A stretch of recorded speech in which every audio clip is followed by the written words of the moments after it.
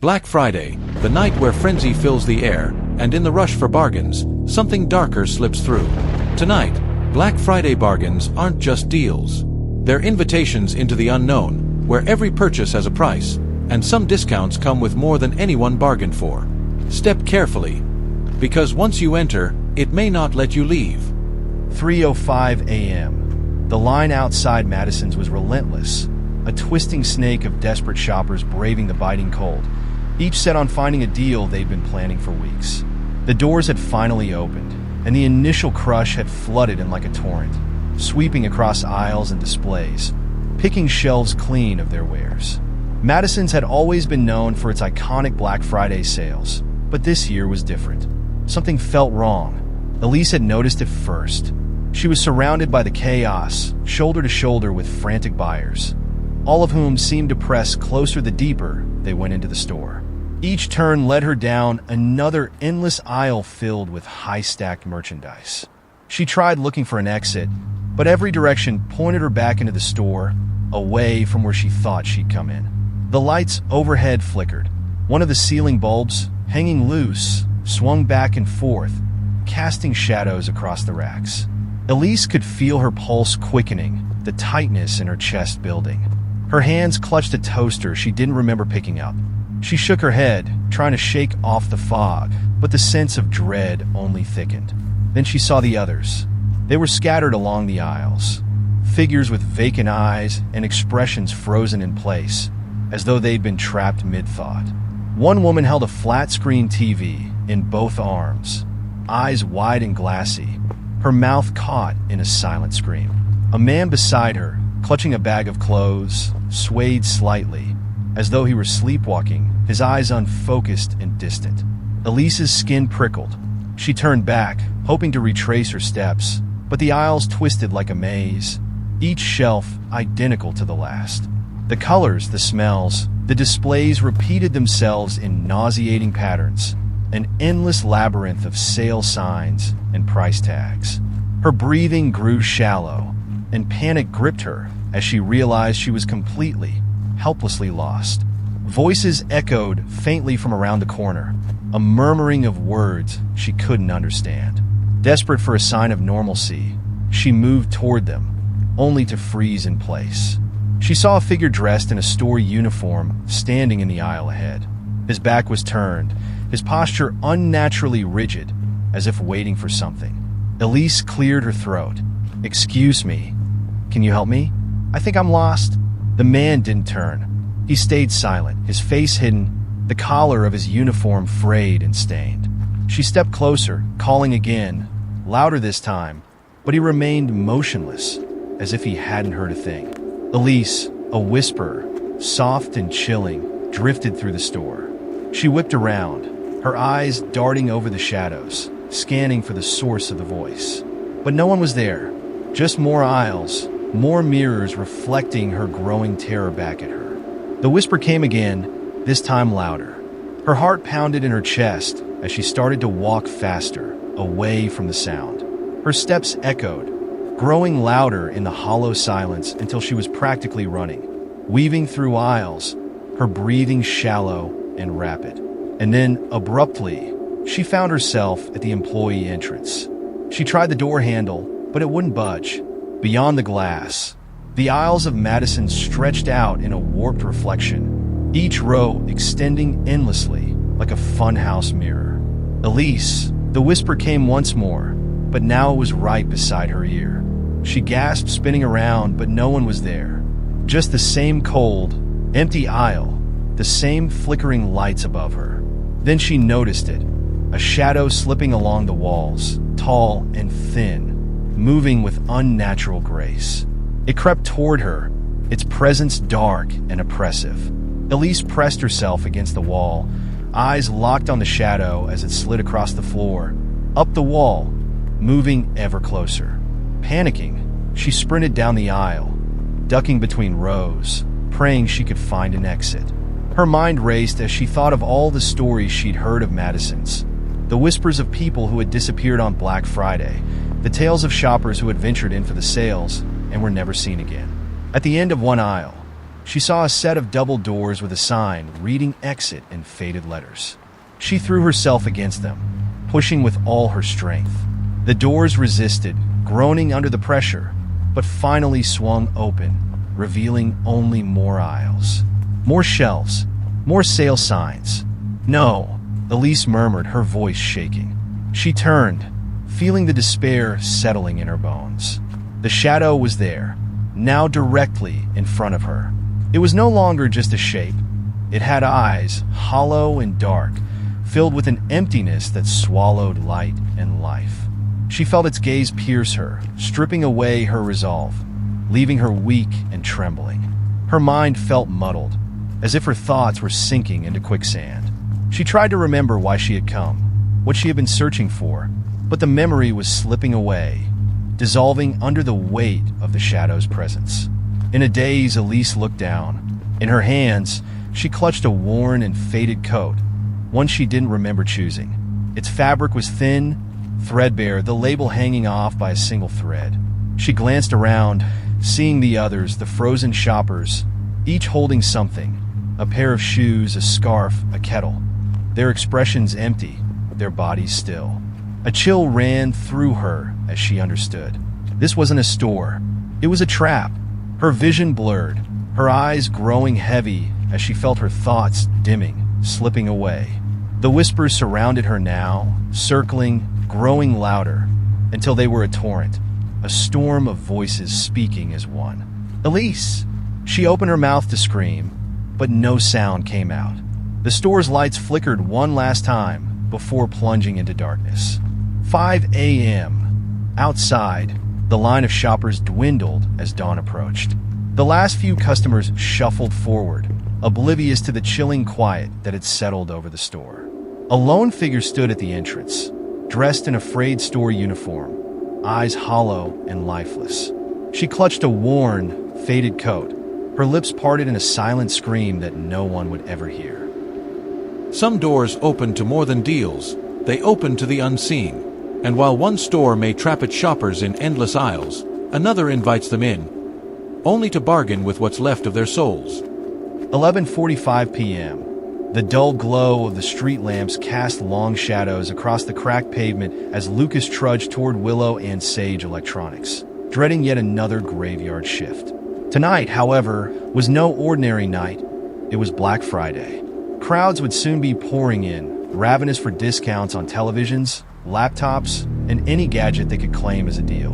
The chill of the night bit through his thin jacket, and Lucas shivered. For a moment, he paused, catching sight of the store's weathered exterior, its large windows darkened save for a faint, flickering light from within. He had worked there for 2 years, yet something felt wrong. There was an unsettling heaviness in the air, as if the building itself exhaled a warning. As he unlocked the doors and stepped inside, he was greeted by the familiar hum of electronics and faint scent of stale coffee. But there was another smell tonight, faint, lingering in the air like burnt wood mixed with something acrid, metallic. He coughed, waving a hand before his nose. The lights buzzed to life, illuminating the displays. Though some shelves seemed curiously empty, their rows interrupted by random gaps where items should have been. Frowning, he made his way toward the back, intent on checking the inventory when something caught his eye. A radio sat alone on a high shelf, its metal exterior charred and dented, with a slight glimmer in the dim store light. He squinted at it, wondering why he'd never noticed it before. The metal looked ancient, the dials worn smooth, but there was something hypnotic about its aged design, as if it held secrets he couldn't yet fathom. A low static crackled to life from the radio's speaker, startling him. Lucas froze. The radio was off. He glanced around, feeling a chill that had nothing to do with the cold, and took a step back, only for his heel to knock into another display, an old television he didn't recognize. It, too, seemed scorched, its edges singed, and its screen dark and cracked. A tag hung from it, handwritten, with a faded label reading special price. Unease prickled along his spine. Something about these items felt familiar, like shadows from the past he couldn't quite grasp. 12:01 a.m. The doors burst open, and a flood of customers surged in, their footsteps echoing off the tiled floors as they hurried past Lucas, their eyes scanning for deals. He tried to focus, to ignore the unsettling remnants of the past that seemed to linger in every corner of the store. Within minutes, shoppers crowded the aisles, their excited murmurs filling the space. But as they moved through the store, Lucas noticed that their attention gravitated to the strange, burned relics, the old radios, televisions, typewriters, all with similar faded tags offering incredible discounts. One customer, a middle-aged man with a vacant look in his eyes, reached out and touched a scorched typewriter, his hand trembling as if some invisible force had seized control. The man's eyes glazed over, and for a moment, he looked transfixed, his fingers lingering on the keys as he muttered something under his breath. Others followed suit, reaching for the strange items as if drawn by some compulsion. A woman picked up a charred clock, her face devoid of expression as she cradled it in her hands. Each customer seemed to fall under the spell of these remnants, moving with the slow, eerie calm of someone sleepwalking. Lucas approached one of them cautiously, tapping the man's shoulder. "Hey sir, are you all right?" The man turned, his eyes dull and unfocused.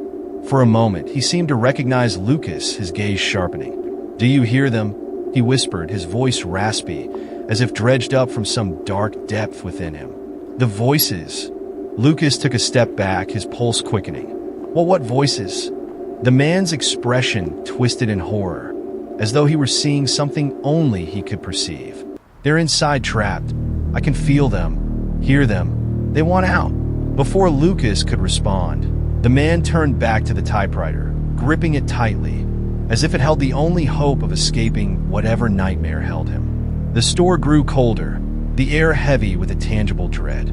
Shadows seemed to gather along the shelves, flickering across the relics, distorting them, twisting them into shapes that didn't belong. The radio crackled louder, spitting bursts of static interspersed with faint, incomprehensible whispers. A faint voice broke through the static. "Help, please don't leave us." Lucas's stomach twisted. He glanced around at the customers, their faces blank and entranced, each clutching an item with a haunted intensity. It was as if each object held a piece of someone's soul, a fragment of life trapped in the charred remains. He remembered the stories, whispered by former employees, rumors of a fire decades ago that had torn through the original store, claiming lives and leaving only ashes.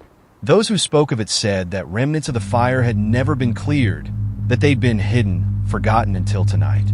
He backed away, but another figure blocked his path. A woman in a store uniform, her face pale and eyes hollow. She extended a charred television toward him, her expression blank. "They need you," she said, her voice flat, devoid of life. The air thickened, pressing down on his lungs. Lucas stumbled backward, his vision blurring. A strange force compelled him forward, his hands reaching for the television against his will. His fingers brushed the scorched surface, and a sudden jolt of icy pain shot through his arm. Visions flooded his mind, of fire, of screaming faces, of a darkness so profound it felt alive. He saw the customers from that long ago night, their spirits trapped in the twisted metal and charred plastic, eternally bound to the objects they'd perished with. The woman whispered in his ear, her voice both pleading and accusing. "We are trapped, Lucas. Set us free." He dropped the television, stumbling back as the lights flickered and dimmed. Shadows closed in, coalescing into shapes, figures with hollow eyes, reaching hands. Each figure held an object, radios, clocks, televisions, their faces twisted in anguish, their voices a mournful chant filling the store. "Free us, please free us." With a surge of panic, Lucas bolted toward the exit, but the doors wouldn't open. His fingers clawed at the glass, his breath fogging as he pounded on it, his voice cracking in desperation. The crowd of figures drew closer, their eyes wide and pleading, their hands outstretched. In a last, desperate act, he turned to the radio on the counter and tore it from its place, smashing it to the ground. The voices shrieked, filling the air with a deafening howl as a dark, vaporous mist rose from the shattered remains, dispersing into the cold night air. One by one, The items cracked, shattering as each soul was released, each whisper fading to silence.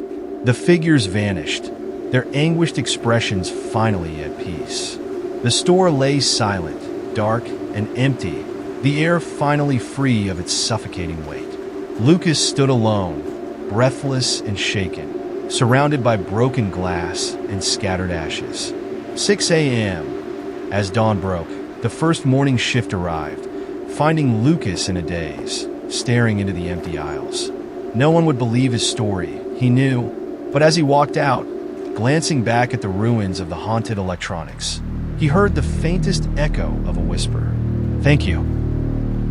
Sometimes, it's not the item you pick that holds power, but the line that pulls you in, stretching on, promising something sinister just ahead, if only you have the patience to wait. 2:30 a.m. The line for Brighton & Company, the city's most popular department store, stretched out of sight, snaking through the dimly lit mall and winding down cold corridors. People shifted from foot to foot, huddled in coats against the biting chill of the early morning. The store would open in 30 minutes, and with rumors of unbeatable sales, the tension was palpable. As the clock neared 3, the doors unlocked with a dull click, and the crowd surged forward, pouring into the vast, brightly lit aisles. Henry, feeling himself swept along, stumbled inside, his focus sharpened on a few specific items he'd been eyeing for weeks. But the excitement quickly dulled as he realized something strange. The line to the register wasn't moving. In fact, it stretched endlessly, winding back through the store, growing longer with each step he took. At first, Henry assumed it was just the Black Friday frenzy. But as he waited, an odd feeling settled over him.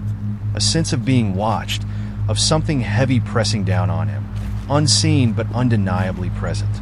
The line crawled forward, inch by inch, people murmuring and complaining under their breath, but no one left. The longer he waited, the more something gnawed at the back of his mind.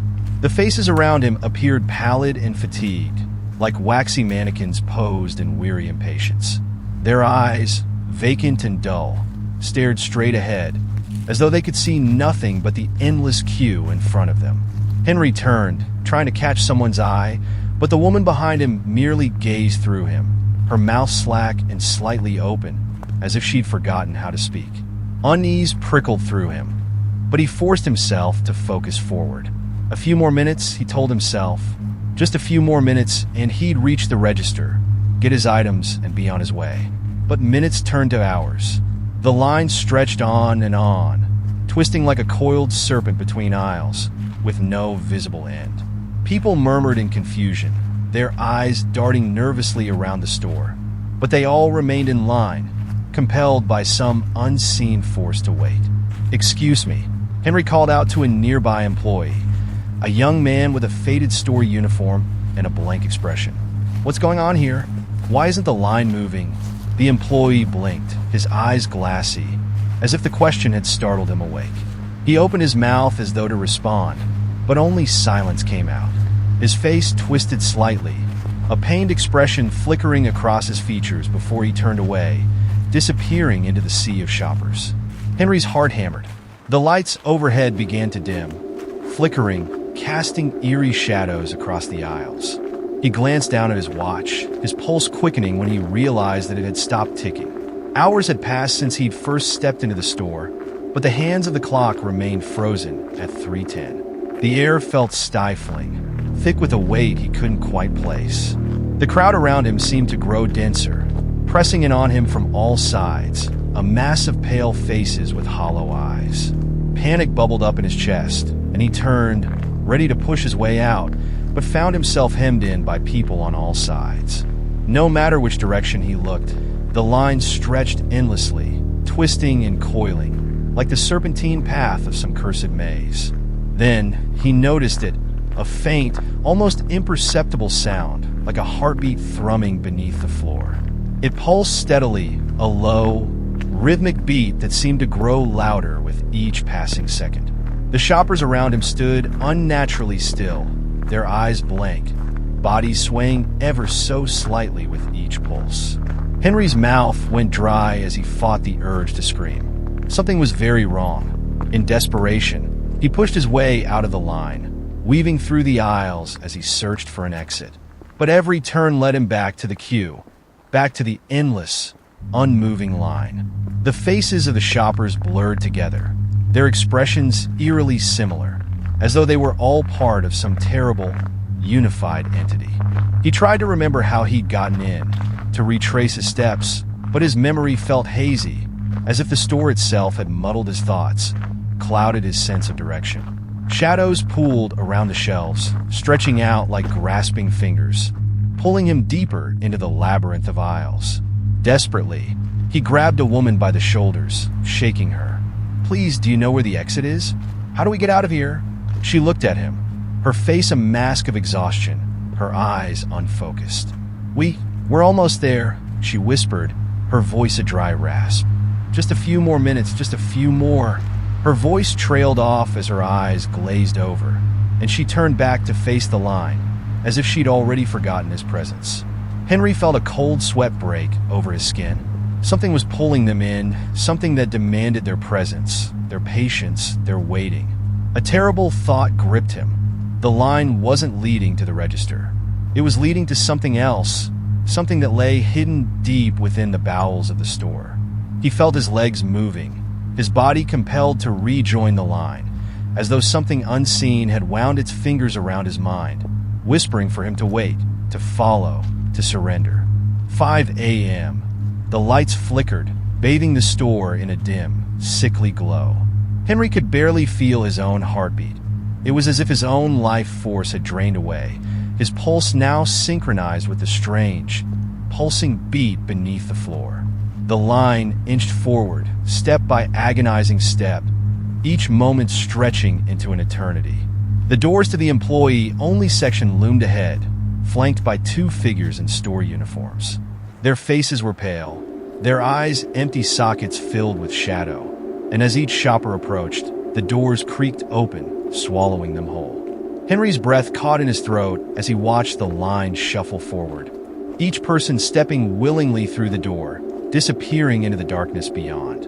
He knew instinctively that once he crossed that threshold, there would be no return. He tried to turn, tried to run, but his legs felt leaden, his body unwilling to obey. A faint, insistent whisper filled his ears, coaxing him, soothing him, urging him to surrender. Almost there, just a few more steps. The line moved forward, and so did he, his will melting under the oppressive weight of the unseen force. Each step brought him closer to the doorway, closer to the darkness that seemed to pulse with a life of its own, calling to him. Finally, he stood before the doors, his heart a faint echo in his chest. The figures flanking the doorway watched him with empty eyes, their mouths stretching into grotesque, unnatural smiles. As he took the final step, crossing the threshold, the darkness swallowed him whole. 7 a.m. The store opened its doors again to a new crowd, eager for their Black Friday deals. The aisles filled quickly, shoppers jostling for position, their voices blending into a chorus of excitement. In the back of the store, a new line began to form, stretching endlessly into the shadows. And somewhere, deep within the heart of Brighton and Company, the faint sound of a heartbeat pulsed steadily beneath the floor, waiting. Some lines are endless mazes. Others promise the deal of a lifetime, at a price. Midnight is the hour of secrets, where a single bargain can cost far more than dollars and cents.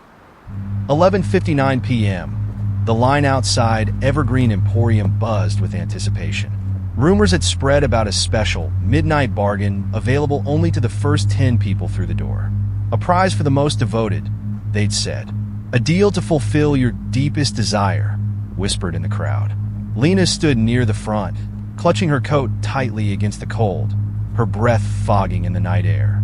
She had heard stories about Evergreen, a store famed for its unusual selection and peculiar sales events, yet the allure of this midnight offer had drawn her in with a power she couldn't explain. Around her, the others were similar expressions of greed and desperation, their eyes locked on the glass doors like wolves waiting for the kill. The clock struck 12, and the doors creaked open. With a rush, the crowd poured inside, their footsteps echoing on the cold tile floors. Lena pushed through the throng, her heart racing, her mind singularly focused on reaching the bargain room in the back of the store where the special items waited. The signs directed them through dimly lit aisles, past strange and dusty displays of vintage trinkets and antique mirrors, until finally she reached the doorway. Inside, 10 pedestals stood, each illuminated by a single, flickering spotlight. Atop each pedestal sat an object, each with an old-fashioned tag reading, "Fulfill your desire." The room fell silent as the chosen 10 filed in, the heavy wooden door closing behind them with a soft, ominous thud. Lena's eyes darted around, heart pounding as she scanned the items. Each one seemed mundane at first glance. A pair of worn leather gloves, a silver pocket watch, an ornate mirror, a weathered book. Yet, as she stepped closer, she felt a strange pull, as if the objects were reaching out to her, calling in soft, urgent whispers. Her gaze settled on a delicate porcelain locket, dust-covered and tarnished with age, resting on a velvet cushion. She could see her reflection faintly in its smooth surface, but there was something more, a flicker of something within, a promise she couldn't quite understand. Trembling, she reached out, fingers grazing the cold porcelain, a strange warmth spreading through her as if the locket recognized her touch. Her mind filled with images of her lost sister, who had disappeared years ago without a trace. The thought gripped her heart painfully, memories flooding back of that one lost piece of her life she had never been able to let go. A voice, soft, almost melodic, whispered to her, "Take it." She's waiting. Her hand closed around the locket, and a strange surge of energy pulsed through her veins, both comforting and terrifying. She glanced around. The others were also picking up their chosen items, each looking entranced, as if under a spell. A man in the corner clutched a silver pin, staring at it as though it were made of gold.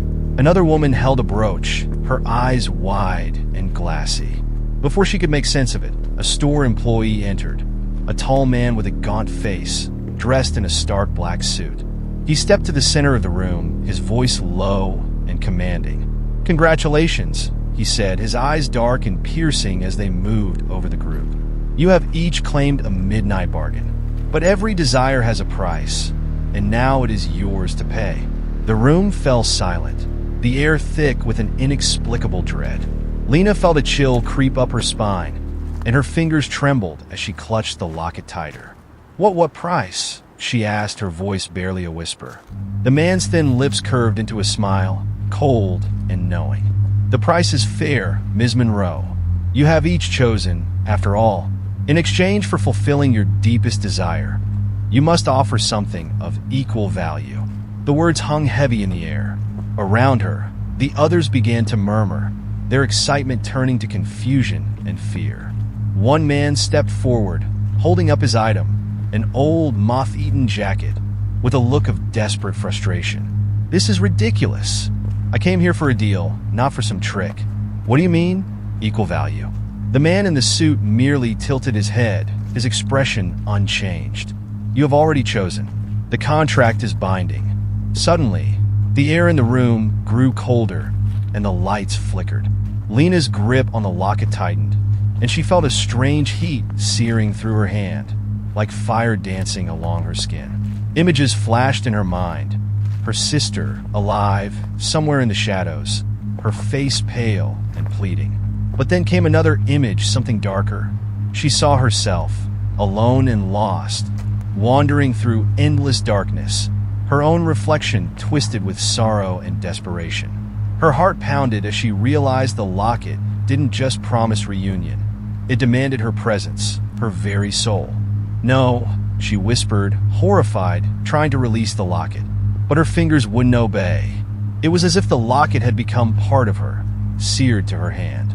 Around her, the others struggled with similar horror. The woman with the brooch clutched her chest, her skin paling, eyes wide in terror as she seemed to age before their very eyes. The man with the silver pen began to mutter incoherently, his gaze vacant, as if lost to some unseen force. The suited man watched them, his expression calm, unmoved. The bargains are sealed. What you hold now carries a fragment of you. It will take what it needs and give what it has promised. A fair exchange. Desperate, Lena pulled at the locket, her nails digging into her skin as she tried to free herself from its grip. But it was too late. She could feel it, the life draining from her, memories slipping away, pulled into the locket's hollow center. Her mind filled with flashes of her past, laughter, warmth, family, all fading into a void as the locket claimed its due. With one final wrench, she tore it from her hand, the porcelain cracking, a faint wisp of smoke rising from its center. She watched in horror as the smoke formed into a shape, her sister's face smiling sadly before vanishing into the air. The suited man's voice echoed in her ears. Once broken, the bargain cannot be fulfilled, but what you offered will remain lost. Lena staggered back, clutching her hand, which now felt cold, empty. Her sister was gone, forever out of reach, and with her, a part of Lena herself that would never return. Around her, the other shoppers struggled with their own broken bargains, each trapped in a silent horror. The objects they had claimed lay scattered across the floor, cracked and empty, each one a vessel that had demanded its price. The suited man turned, his gaze passing over each of them with a faint smile. "Thank you for your patronage," he said, and with a curt nod, he disappeared into the shadows, leaving them alone in the cold, echoing silence of the store. A midnight deal can leave you haunted. Yet some shops don't just sell items, they sell pieces of the past, each laced with memories desperate to escape.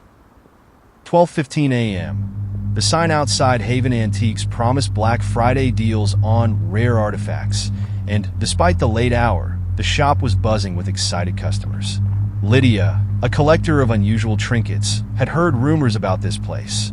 A store filled with relics that seemed to defy time, each item carrying a piece of history, or so the whispers said. As she entered, a strange sense of heaviness settled over her.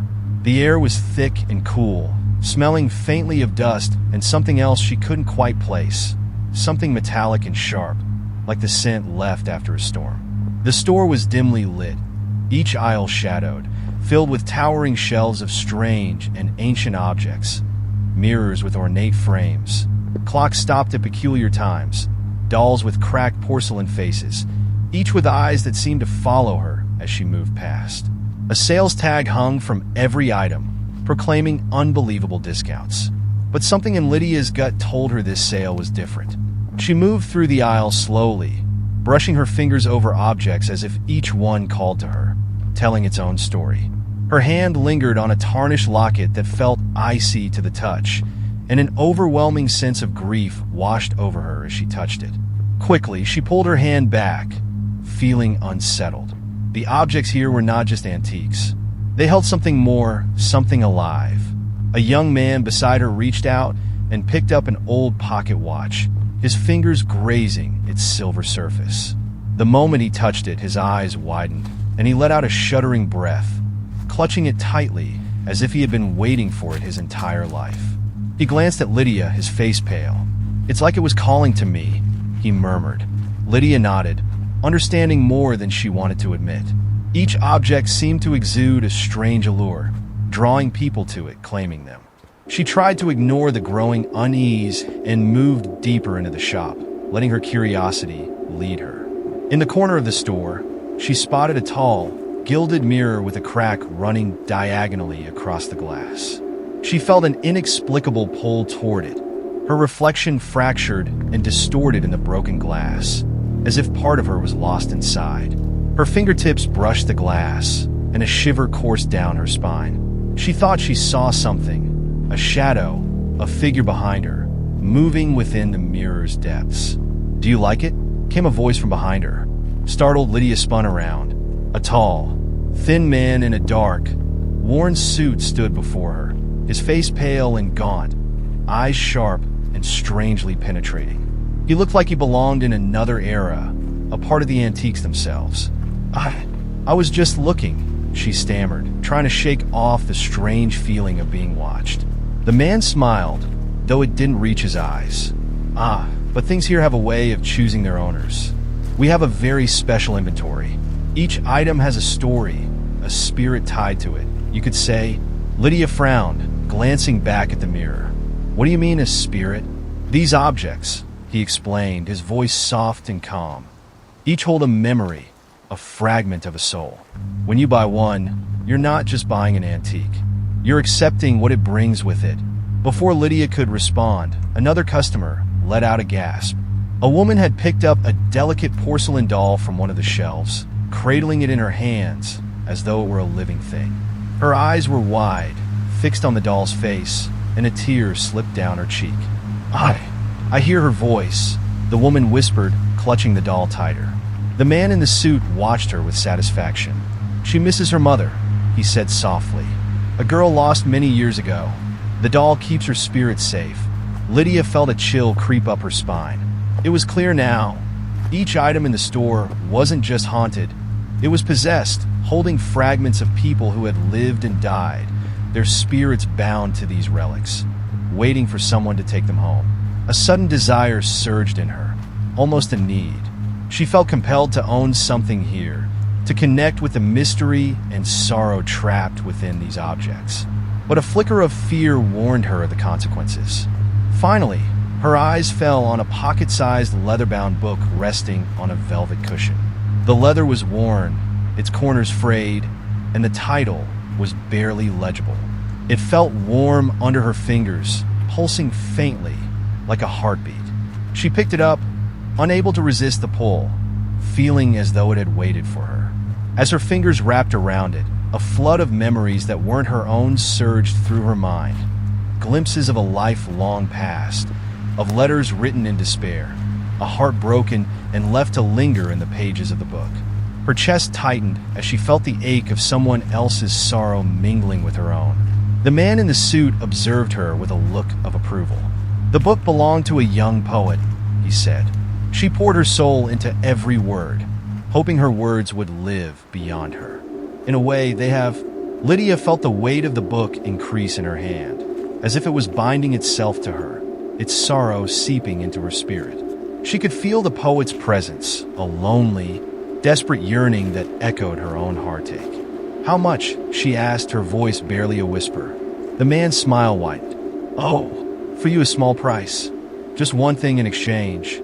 Lydia glanced down, her thumb running along the frayed edges of the book. What do you want? Only a piece of you, he replied. A memory, a fragment. Something close to your heart. Lydia's heart raced as she stared at the book, feeling the poet's sorrow pulling at her. In exchange for the book, she would lose something of her own, something precious. She hesitated, yet found herself unable to let go. Agreed, she whispered. As soon as the words left her lips, she felt a strange warmth spreading through her chest, then a sharp, aching emptiness. Memories slipped away, faces, laughter, moments she cherished, each one fading like smoke. She tried to cling to them, but they slipped through her fingers, lost forever. The book felt heavier, more alive, as though it had devoured a piece of her soul. She could feel the poet's presence more strongly now, her sorrow mingling with Lydia's own, a bond that would never break. The man in the suit nodded approvingly. Thank you for your purchase. May it bring you all the memories you desire. Lydia staggered back, feeling drained, her head spinning. She clutched the book tightly, realizing that she would never be the same. Part of her was gone, bound within those pages, just as the poet had been. She glanced around, seeing other customers clutching their own haunted treasures, their faces pale and hollow, eyes distant as they carried pieces of spirits home with them. The man in the suit vanished into the shadows, his work complete. 3 a.m. As the last customer left, the doors of Haven Antiques swung shut, the lights dimming until the store was bathed in darkness.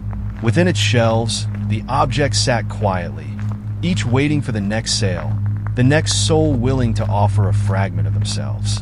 For in Haven Antiques, nothing was ever truly for sale. It was merely waiting to take what was offered, one memory at a time. When antiques carry spirits, they invite those who seek history, and sometimes those who wear history become part of it, forever bound to the fabric of their darkest desires.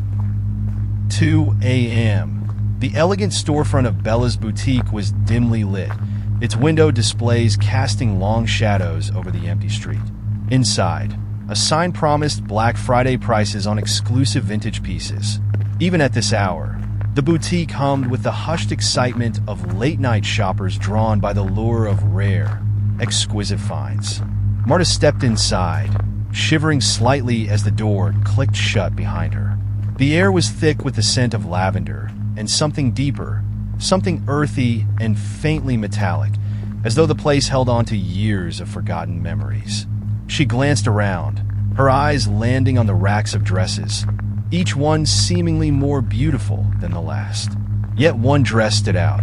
At the far end of the room, illuminated by a single spotlight, hung a black, intricately embroidered gown. It was vintage, perhaps from the 1920s, and unlike anything she'd ever seen. The fabric shimmered as though woven with moonlight, the lace delicate and hauntingly beautiful. Marta felt an inexplicable pull toward it, as though the dress was calling her by name, reaching across the years to find her. She approached slowly, her fingers grazing the lace, and a chill raced through her. She shivered, feeling an odd weight in her chest, as though she'd brushed against something alive. For a moment, she could have sworn she heard a faint whisper, like a distant sigh, drifting from the dress. "Beautiful, isn't it?" Marta jumped, turning to see an older woman watching her with a faint smile. The woman's eyes were piercing, cold and bright, as if she knew every secret the dress held. She wore a name tag that read Bella. "It's incredible," Marta murmured, unable to take her eyes off the gown. "I've never seen anything like it." Bella nodded, her gaze steady. "Ah yes, that dress is one of a kind. It belonged to a young woman, tragically departed. She wore it only once, on the night she vanished. Some say her spirit lingers within the fabric, bound by the sorrow of that final night." Marta felt her stomach twist, but she brushed the feeling aside. The dress was captivating, and its story, haunting as it was, only made it more alluring. "It's exactly my size," she whispered, almost to herself. Bella's smile widened. "Then perhaps it was meant for you. Try it on. See how it feels." Something in the woman's voice sent a chill down her spine, but Marta found herself unable to resist. She took the dress from the hanger, its weight surprisingly heavy in her hands, as though it held secrets long hidden. As she slipped into the fitting room, she couldn't shake the feeling that the dress was watching her, waiting. She pulled it over her head, letting the fabric settle around her, and turned to look in the mirror. Her breath caught in her throat. The dress fit her perfectly, hugging her frame with a strange familiarity. For a moment, she felt beautiful, ethereal, like she was glimpsing another version of herself, someone from another time. But as she looked closer, she noticed something odd. The reflection in the mirror wasn't quite right. Her face appeared paler, her eyes darker, shadows clinging to her like a second skin. The lights overhead seemed to dim, casting the room in eerie half-light. And as she stared, she realized she wasn't alone. A figure stood behind her in the mirror, a woman, her face ghostly pale, her eyes hollow, filled with sorrow. She wore the same dress, her form shimmering like smoke, and as Marta watched, frozen with horror, the figure reached out, her fingers grazing Marta's shoulder. Marta gasped, spinning around, but the fitting room was empty. She turned back to the mirror, and the figure was gone. Her reflection looked like her own again, but her chest felt tight, her heart pounding in a way she couldn't control. "Is this everything all right?" Bella's voice called from outside, calm and knowing. Marta swallowed, her throat dry. I think so." Taking a deep breath, she smoothed the fabric, feeling oddly attached to the dress despite the strange encounter. She stepped out, her hands shaking slightly, but Bella's smile was reassuring, as though she'd seen this reaction before. "Did it suit you?" Bella asked, her eyes glittering. Marta hesitated. "Ah, yes, but there's something strange about it. I thought I saw—" "Ah, yes," Bella interrupted gently. "The spirit of its former owner, perhaps. It's been known to happen. Some say her soul is bound to the dress, longing for something she lost." A chill ran through Marta, but her fingers remained hooked on the lace. Despite the unease, she couldn't bring herself to let go. The dress felt like part of her now, as though she were meant to wear it, to carry on whatever story it held. "How much is it?" she asked, her voice barely above a whisper. "For you," Bella replied, "it's a gift. But there is a condition." Marta's heart skipped a beat. "A condition?" Bella's gaze held her firmly. "You must wear it tonight, alone, and you must stay with it until dawn.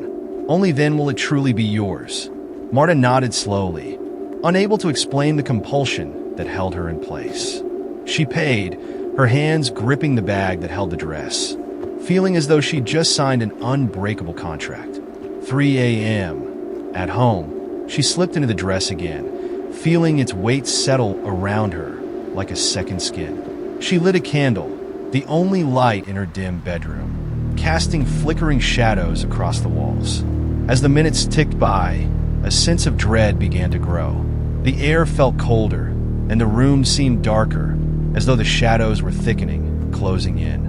She caught sight of herself in the mirror across the room, and a familiar horror filled her as she saw the figure again. The woman stood beside her in the mirror, her expression one of deep sorrow. This time, her lips moved, forming words that Marta could barely hear. "Help me, let me go." The police sent a wave of terror through her, but she couldn't move. Her feet felt rooted to the floor, her body bound by some unseen force. She could feel the spirit's sorrow mingling with her own, an aching loneliness that wrapped around her heart, tightening with every breath. The woman in the mirror reached out, and Marta felt a sudden, cold grip on her hand. Her vision blurred, and in a flash, memories flooded her mind, memories that weren't her own. She saw a grand ballroom, the woman dancing, laughing, her heart full of love.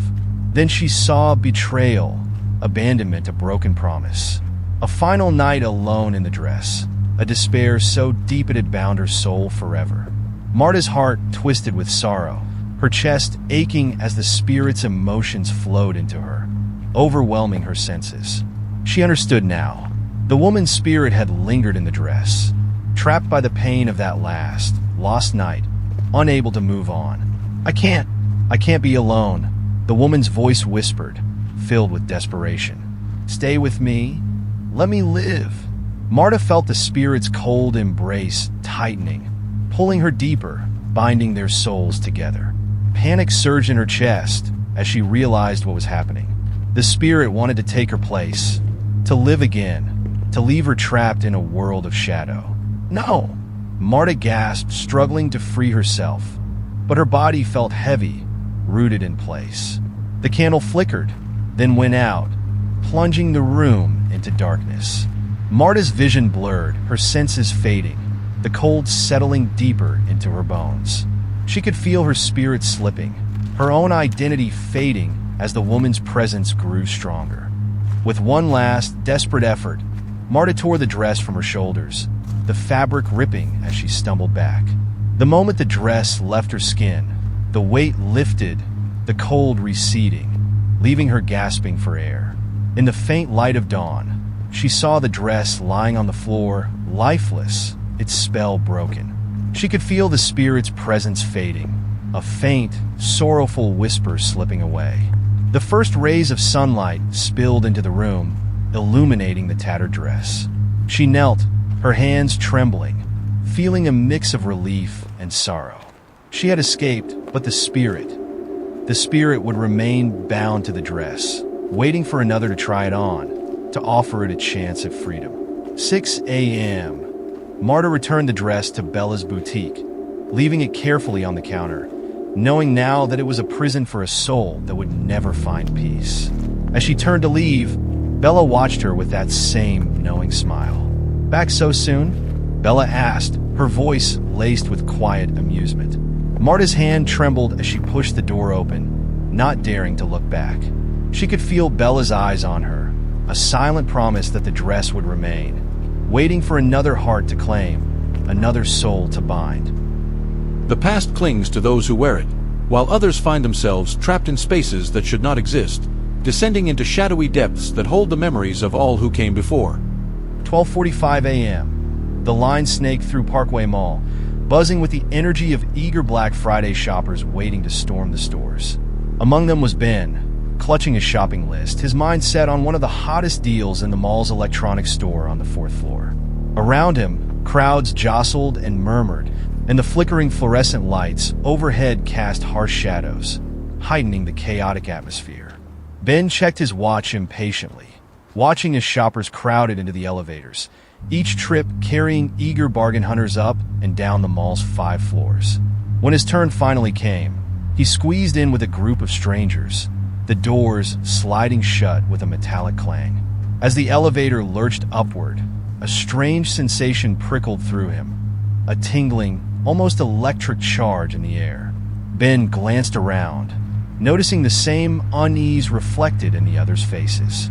A chill swept over the cabin, unnatural and out of place in the overheated mall. The elevator hummed, but after a few moments, it shuddered, grinding to a halt between floors. "Looks like we're stuck," muttered a woman near the buttons, jabbing them repeatedly, but none responded. The floor display blinked erratically, the numbers flashing without landing on a floor. Ben took a breath, attempting to steady his nerves. "Must be a glitch," he said, more to reassure himself than anyone else. But the minutes dragged on, and a palpable tension settled over the group. The air grew heavier, and the elevator seemed colder. Ben pulled his jacket tighter, feeling his pulse quicken. Something about the silence was unnerving, as if the mall had gone dead quiet outside the metal box they were trapped in. A young man beside him finally broke the silence. "Anyone else hear that?" Ben strained his ears. A low, rhythmic sound echoed faintly, like footsteps tapping down an empty hall, coming from somewhere above them. The sound grew louder, closer, each step landing with a deliberate, echoing thud. "Is someone walking on top of the elevator?" asked a woman, her voice shaky. The footsteps stopped. Then, with a metallic creak, the ceiling panel began to shift, bending downward as though something heavy pressed against it. Everyone held their breath as a soft, almost melodic whisper drifted down through the crack in the ceiling. Going down, a jolt shook the elevator, and it began to descend, slowly at first, then faster, the lights flickering erratically as the elevator plunged downward. The group clung to the walls, panic growing as they watched the floor numbers blink by, moving far past the ground floor. Ben's stomach dropped as he realized they were still descending. Floor -1, -2. The numbers continued, descending into an abyss that shouldn't exist. Where is it taking us?" a man whispered, his voice barely audible over the rattling of the metal walls. The elevator finally lurched to a stop, and a chilling silence settled over them. The doors slid open with a hiss, revealing a hallway lit by a faint, eerie glow.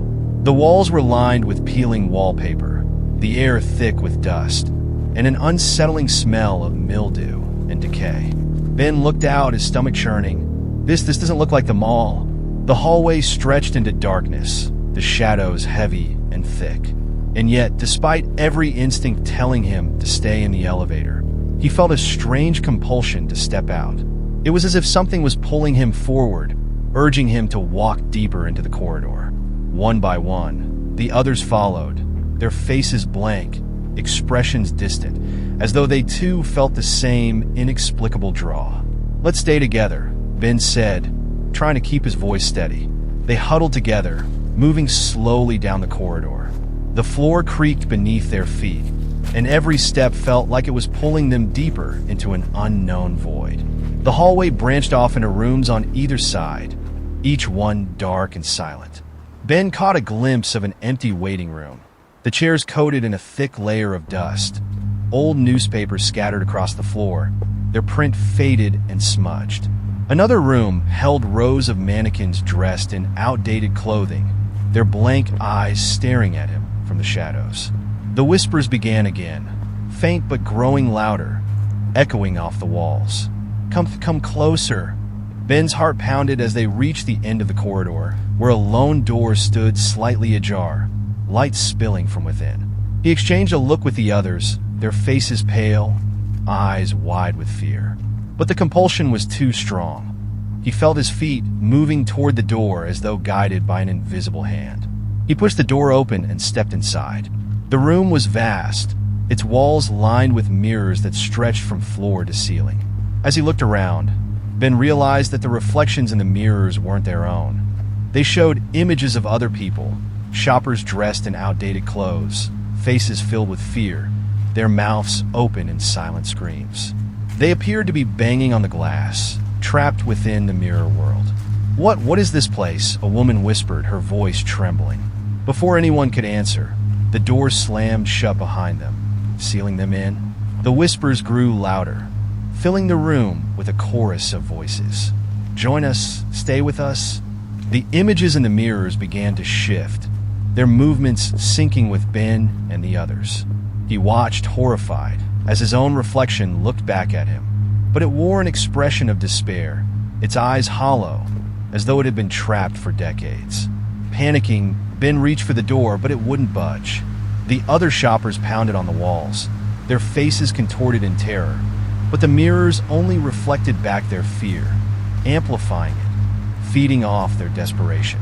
Suddenly, the lights flickered, and one by one, each shopper was pulled toward their reflection, their bodies moving as though in a trance. Ben felt an invisible force pulling him closer to the mirror, his reflection's haunted eyes locking onto his own. No, I don't want to stay," he shouted, but his feet moved of their own accord, dragging him closer to the glass. As he touched the mirror, a bone-chilling cold seeped into his skin, and he felt himself slipping, his consciousness blurring, merging with the reflection. He tried to scream, but no sound came out.